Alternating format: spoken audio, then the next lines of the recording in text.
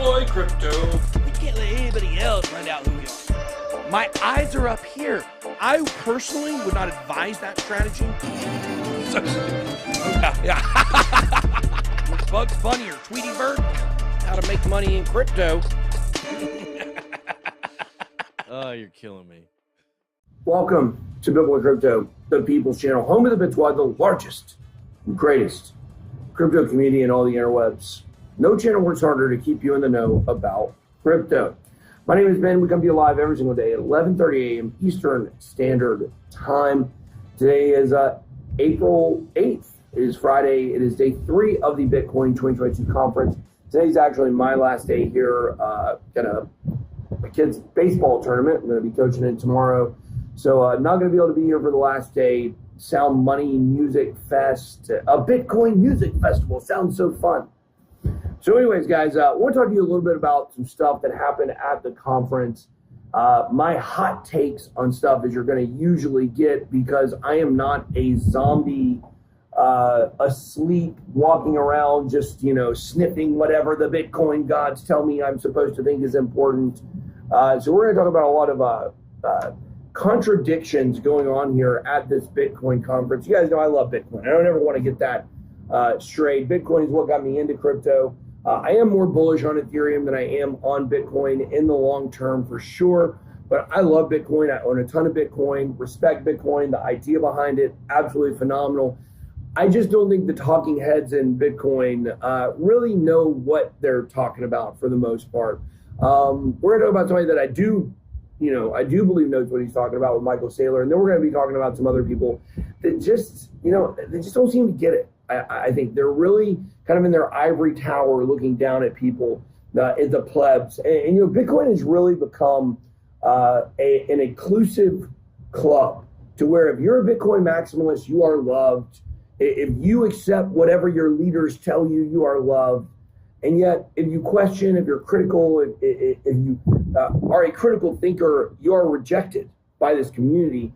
And to me, that is something that's really, really sad, because that is like, and I say this all the time, the Bitcoin maximalists have become the very thing that they set out to change. And it's really sad. And it just shows once everybody wants to be a cool kid, but once you're a cool kid, you bully everybody else, just like all the other cool kids. And so that's really what we're seeing in the world of Bitcoin. Well, let's start by looking at the price, where things are at right now.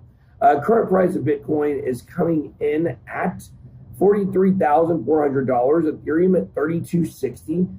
Looking at the market cap of the overall crypto market, we're at $2.06 trillion, barely hanging on to this $2 trillion number, something that's very important for us to do.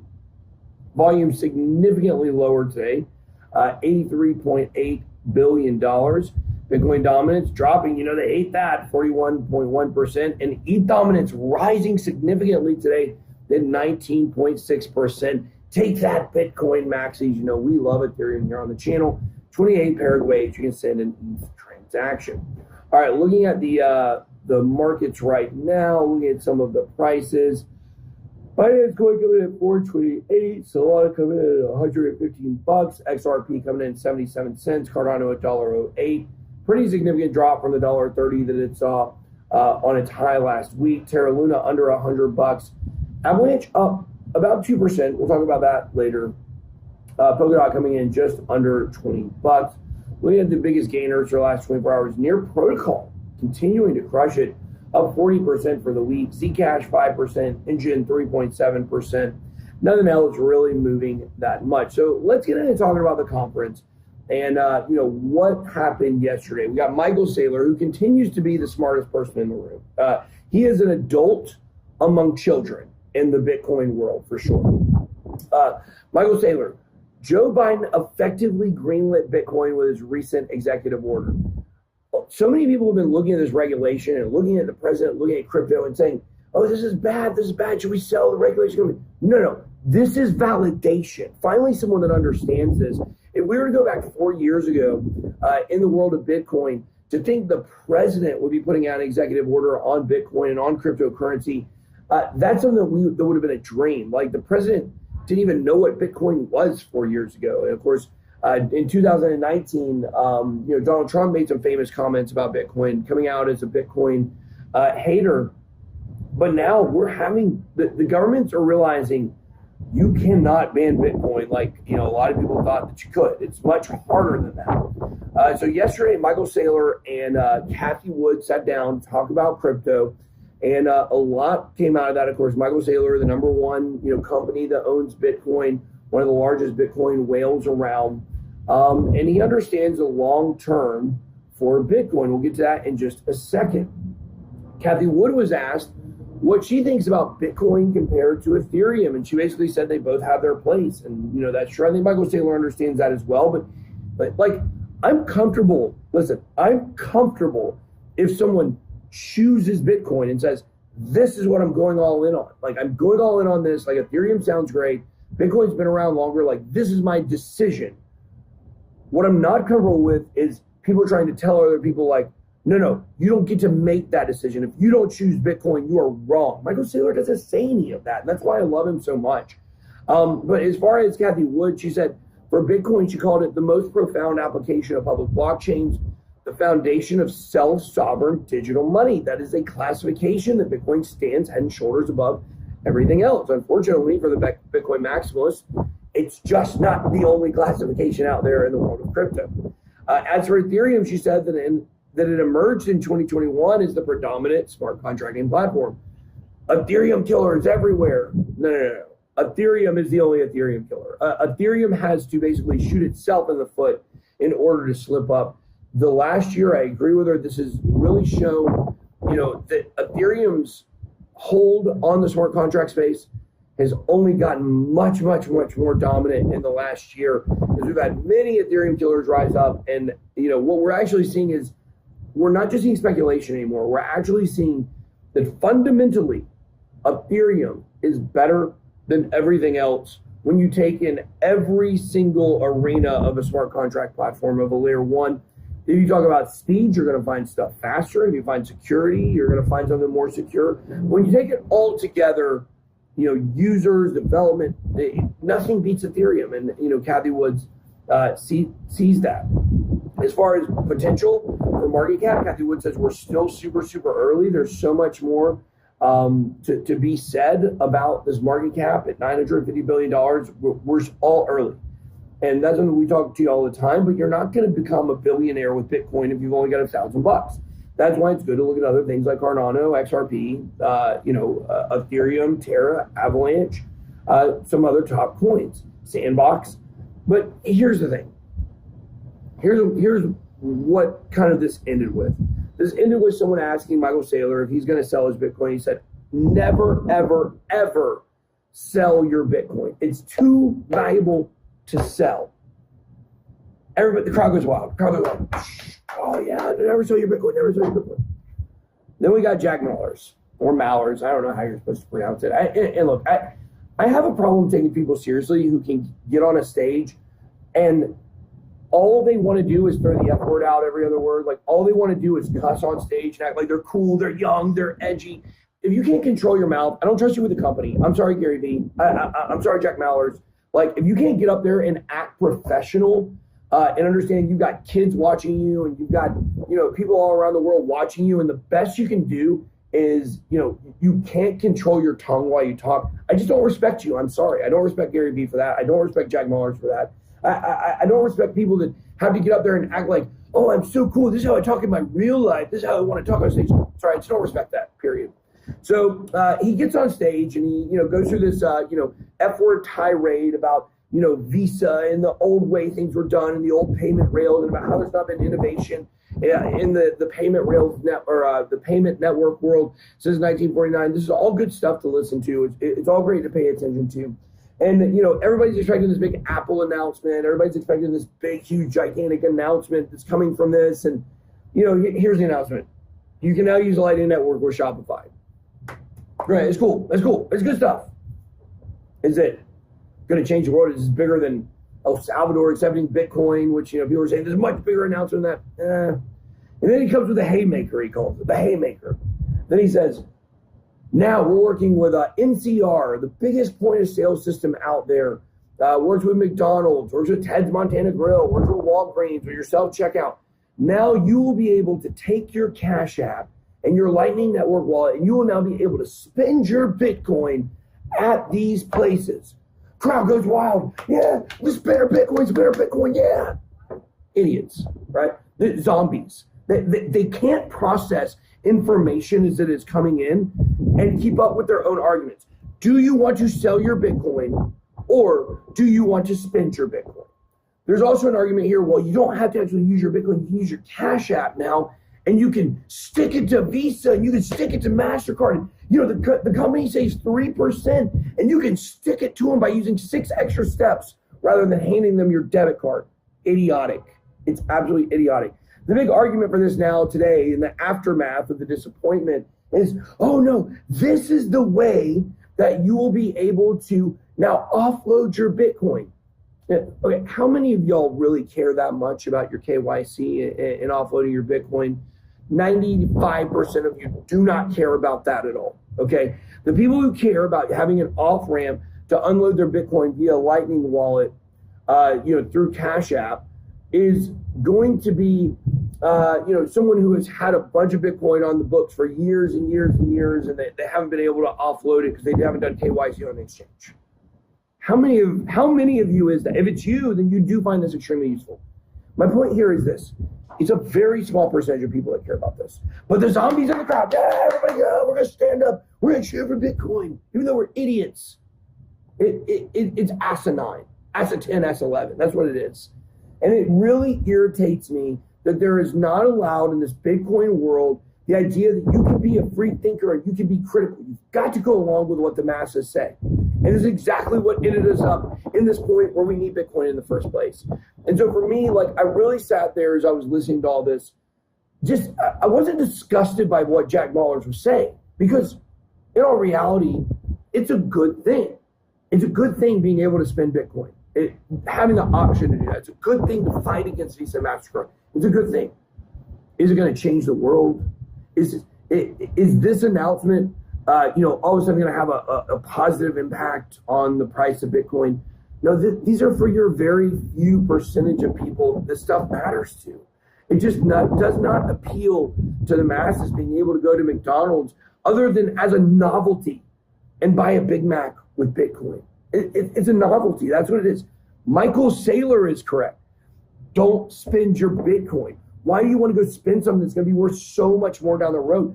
Who wants to go into a store to say, screw you, Visa, I'm going to use something else? Here's the only way something like this actually makes an impact. If the stores themselves offer gigantic rewards to people who are willing to do the extra few steps to scan the QR code, to send the money over, hit OK, all this stuff. It's like 6 steps to send. He does it real quick, but he knows what he's doing on the video. It's like 6 extra steps to spend money as opposed to hand him a debit card. When the stores wake up and realize that accepting Bitcoin is something that they can motivate their customers to do, that is when we will see progress. The motivation has to come on the receiver side because they're the ones that are actually earning crypto, but they're saving 3% that they're handing over to the payment networks every single transaction. When they understand the value of being able to motivate their customers to help them cut that 3%, it's when we go into a gas station, they say, oh, well, we can't accept a debit card unless you spend at least $3 in here. It's because they're getting killed on that percentage. So when the stores understand this, that's when we will have adoption of this kind of thing. But I will never be for you spending your Bitcoin. It doesn't make sense. You can spend your Bitcoin at the top of a bull market to take some profits. I did some of that with my Crypto.com card. But at a time like this, when you're trying to accumulate crypto, why would you possibly spend Bitcoin? Think about it. That's why I said last year the El Salvador news, while bigger than this, still wasn't that good. Because why do you want a country full of poor people to, of course there are people that are poor. They're the majority there. It's third world country are poor. Why would you want people that are poor to spend an asset that appreciates instead of it depreciates? For the Bitcoin maxis, they just can't get through their head that the message that they're pushing doesn't make sense on a global level. Now, I believe one day Bitcoin will become the reserve currency of the world, 30 to 40 years down the road, 50 years down the road. It's not happening soon. It's going to be a lot of battles before we get to winning the war, I guess you could say. But right now, this is something that we're just I can't encourage people to spend Bitcoin. It makes no sense. I like Michael Saylor. He comes out and he says, don't spend your Bitcoin. Don't sell your Bitcoin. Because selling your Bitcoin and spending your Bitcoin, virtually the same thing. So keep that in mind. All right, well, there we go. There is a big, long talk for me on a lot of stuff. We'll zip through the news at this point. Robinhood releasing a crypto wallet to 2 million users, another bash story. Who cares? It's not going to have an integration. It is going to integrate with Bitcoin Lightning Network, which I'm very curious what percentage of you actually even knows what the Bitcoin Lightning Network is. Because I had explained it to several people yesterday. Only your hardcore Bitcoin people know what the Lightning Network is. So it's basically a layer 2 to Bitcoin that allows, kind of like Polygon allows faster transactions and cheaper transactions on Ethereum. That's what the Lightning Network does. For Bitcoin, it's not a separate project. It's basically another layer on top of Bitcoin. So Robinhood Wallet is going to integrate with Lightning Network. It's not going to integrate with MetaMask or anything else other than Lightning. So we've got Kraken shutting down its global headquarters in San Francisco, saying it's not safe. I said this a lot. I've been to a lot of really, really dangerous places in my life. I've been into projects in Atlanta. We actually used to have these projects on All Good Road in Marietta, which rival any projects that you've ever seen in your life. Now that they've torn them down, I think they built new stuff up there, but it was a very dangerous place. I went there back when I was in my previous younger years in my life. I've been to Magnolia projects in New Orleans. I don't know if they're still there anymore, but I've been there. I've been to a lot of very, very, very dangerous places. I will tell you this, there's no place I've ever been to where I felt more unsafe than the streets of San Francisco. It's the only city in America where I don't feel safe, because the desperation of the people that are on that street, whatever street you're on, like even in front of the Capitol or in front of the City Hall, it's like this. You just feel there's a lot of desperate homeless people there that don't care and they will cut you. And I had a guy basically threaten my life there. And what am I going to do? I'm going to swing on a homeless guy and get a hate crime? Like, is that what I'm going to do? So Jesse Powell is bringing this to light. And, I applaud him for this. Don't really like Jesse Powell, but applaud him for saying this. That basically he's putting his employees' safety priority instead of his company's safe. Instead of the company itself. They're closing down their global headquarters. He said it's too dangerous. He said San Francisco is not safe, and the crime is significantly underreported. Basically, one person said, I worked on Market Street for a few months. It's crazy. It turns into a dump after 6 p.m. I'm from Europe, and I've never seen anything like it. I still have flashbacks of the things I witnessed. I just tried to look away and not get stabbed. Remember to walk in the smell of skunk and pee. So San Francisco is absolute trash. The people that are, I believe the people that are running the city are waking up to this, and they realize that if they don't stop their extremely liberal progressive policies in terms of treating homeless people and criminals like the creme de la creme, then they're going to lose their city. They've got to do something different there. You're even seeing you're actually seeing conservatives start winning different elections in San Francisco. That's how bad it's gotten for them. So things have got to change in San Francisco. So, good luck to that city. You're going to need it. Samson Mow introduces a new nation state adoption for crypto and Bitcoin 2022. Once again, not that significant of news. We have a city, an island outside of Honduras that will be making Bitcoin legal tender. Madeira, Portugal will now become, make Bitcoin legal tender. These aren't countries, these are basically cities or areas. A Mexican senator also wants to make Bitcoin legal tender there. That is much bigger news if that happens, but right now it's just posturing. Terra Luna expanding their stablecoin reserve. My Avalanche is up with a gigantic Avalanche buy, $100 million in Avalanche. Luna is now committed to buying. So will Luna pump up the entire crypto market? Possibly. Near token now doubled in 4 weeks. We were talking about that earlier. VC money is flowing into Near. This is one reason to definitely look at it. That's what happened with Solana. A lot of these VC companies, they really do drive the price of a lot of the market. 3 Satoshi era Bitcoin wallets come back to life for the first time since 2009, moving Bitcoin. So a lot of wallets have been dormant forever. Doesn't necessarily mean anything bearish. It just means they're getting active again. You got a lot of these whales. They've got a lot of different wallets. They don't have to touch them all the time. So we'll have to watch that and monitor. Maybe it means a dump is coming, but we got to see what the activity actually is before we make those judgments. Peter Thiel, PayPal CEO, said being pro-blockchain is anti-Bitcoin, which I understand actually what he's saying here. He's saying for a lot of these people that are not interested in investing in Bitcoin, like Warren Buffett, who he called a sociopathic grandfather of Omaha, which I agree with. Warren Buffett just needs to move on. His old money his investment advice, while some of it does still apply, it's just past his time. It's time for him to give up the, approaching our buy point we made for a lot of our Cardano, which was 67 cents. But, we're still up pretty significantly. So good news there. So if you bought Cardano, hodl on. Then we got XRP NFTs. We got a lot going on with that, but there's a new release to support advanced NFT functionality that is coming. This is actually the thing we're waiting on to get done before we launch our Ripple XRPL NFT project. We're very excited about it. Can't wait to tell you guys about it. It's going to be absolutely massive. One of the greatest utilities in the history of crypto is coming to this NFT project. But David Schwartz had some comments on it. He's talking about how this is caching. Caching is going to be coming, so there's a lot here. But there's going to be advanced NFT functionality. They now create applications that allow users to mint, transfer, and ultimately burn NFTs on the XRP ledger. So this is good news overall in the world of XRP.